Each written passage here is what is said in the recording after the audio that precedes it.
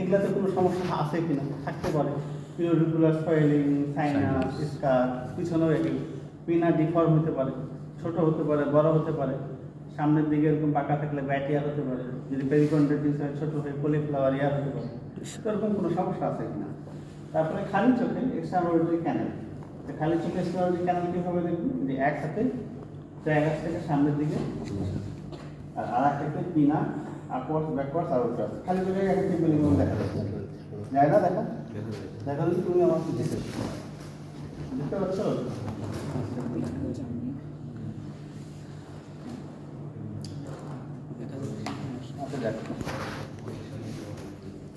আমি খালি চোখে দেখলাম, তারপরে কি করবো, এয়ার স্প্রে করলাম, ওরাল স্প্রে করলাম।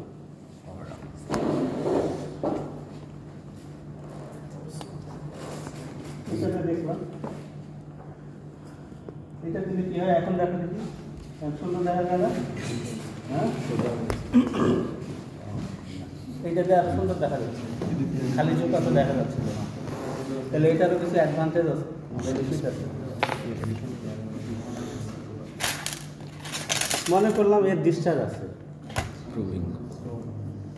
ডিসচার্জ থাকলে কি করতে হবে, ক্লিন করতে হবে, ড্রাই ড্রাই। এটা জবসন হন প্রব উইথ রিং কিউরেট, এইদিকে রিং কিউরেট, এটা হচ্ছে প্রবিং। প্রবিং ইনকে আমরা কটন প্যাচায় একটু খোলা রেখে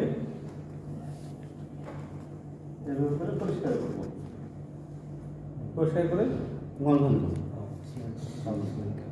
কেননা সিওসিএম ওর দুটা ভ্যারাইটি ডিসচার্জ দুই রকম। তারপরে আবার পরিষ্কার করার পর যদি ডিসচার্জ থাকে তাহলে 3 দিনের মধ্যে ভালো দেখা যাবে না, কারণ ক্লিন করার পর আবার দেখবে। আমার দেখা হয়ে গেল এক্সট্রাঅর্ডিনারি ক্যানাল 3 দিনের মধ্যে। তারপরে আসবে 3F। 3F মানে training for facial nerve fistula test.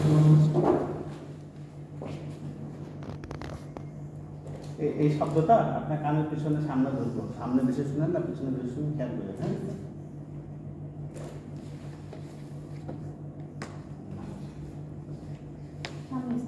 সামনে বেশি, নর্মাল পার্সনের সামনে বেশি। তারপরে আপনার কানে কপালের মাঝখানে ধরবো, ডাইনে বামে না মাঝখানে, শুনে খেয়াল করবেন। বুঝতে পারছেন? আচ্ছা, এটা কি মাঝখানে দুই কানের সমান নাকি ডাইনে বেশি বামে বেশি? মাঝখানে বেশি। আচ্ছা, মাঝখানে নর্মাল পার্সন। তারপর যখন কানের পিছনে ধরবো, শুনবেন না, শোনা শেষ হয়ে যাবে তখন হাতে ধরবো।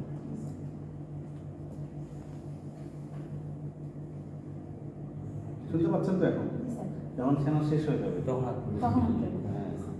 তাহলে আমি কি করতেছি, অ্যাবসলিউট বন্ড কন্ডাকশন টেস্ট 11 দিন কানেক্টটা ব্লক করে দিলাম। তাহলে এয়ার কন্ডাকশন বলে আর কিছু নাই, যা হবে সব বন্ড কন্ডাকশন, মানে অ্যাবসলিউট বন্ড কন্ডাকশন। যখন শুনতে পাবেন না তখন হাত ধরেন।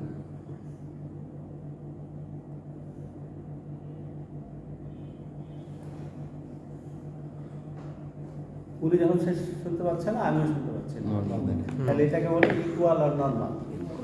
হ্যাঁ, একটু সামনে। এরপরে করবো ফেশিয়াল নার্ভ। ছাদের দিকে তাকান তো, ছাদের দিকে তাকান, উপরের দিকে তাকান। এই ফরহেড, আবার ফরহেড রিং, এটা হচ্ছে ফেশিয়াল নার্ভের টেম্পোরাল ফ্রন্টাল নার্ভ। অক্সিপিটো ফ্রন্টালিস মাসেলের ফ্রন্টালিস বেলিকে সাপ্লাই দেয়।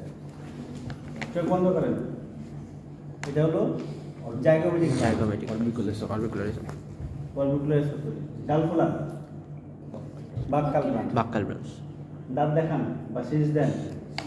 এটা মার্জিনাল ম্যান্ডিবুলা। আর এই যে এরকম করে ভেঙচি কাটেন তো শর্ট হয়ে যায়, প্লাটিসমা, সার্ভাইকাল ব্রাঞ্চ। 5টা ব্রাঞ্চ হয়ে গেছে। তারপরে সবার শেষে করব ফেস্টুলা টেস্ট। ফেস্টুলা টেস্ট এই যে ট্যাগাসকে ইন্টারমিটেন্ট প্রেশার দিয়ে এইভাবে চেপে ধরলাম, 3-4টা এরকম প্রেশার। তারপরে আমি কি চোখের দিকে তাকাতে থাকবো, মাথাটাকে সাপোর্ট দেবো। রোগীকে জিজ্ঞাসা করবো আপনার কোনো সমস্যা হচ্ছে কিনা। সাধারণত ফিস্টুলার টেস্ট পজিটিভ হয় যদি ল্যাটারাল সেন্সারগুলো ক্যানাল ইরোশন থাকে আনসেট ভ্যারাইটিতে। ফিস্টুলার টেস্টে পজিটিভ হলে দুটো ফাইন্ডিং পাওয়া যায়, একটা হচ্ছে ভাটাইগো আর একটা হচ্ছে নিস্টিগমাস। তা আমি তার চোখের দিকে তাকা থাকবো। নিস্টিগমাস হলে ডেসক্রিপশনের ক্ষেত্রে দেখতে হবে পিনা, পিউরিকুলার রিজন, পোস্টেরিকুলার রিজন, তারপরে স্টেনোরেটিক ক্যানাল, তারপরে টিউমেটিক মেমব্রেন, এগুলো দেখানোর পরে তারপরে 3F টেনুসক টেস্ট,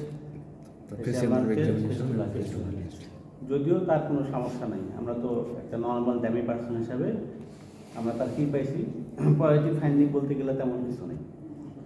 যদি একদম সেন্ট্রাল পারপারেশন ডিসচার্জ থাকতো তাহলে আমরা কী পাইতাম বা কীভাবে বলতাম? I examine her left here, এগুলো সব বলা আছে, আগে থেকে সাপ্লাই দিচ্ছি, তোমরা নেও নাই?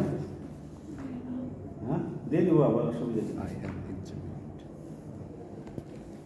I examined her left ear and I found peripheral region, pinna and posterior region are normal.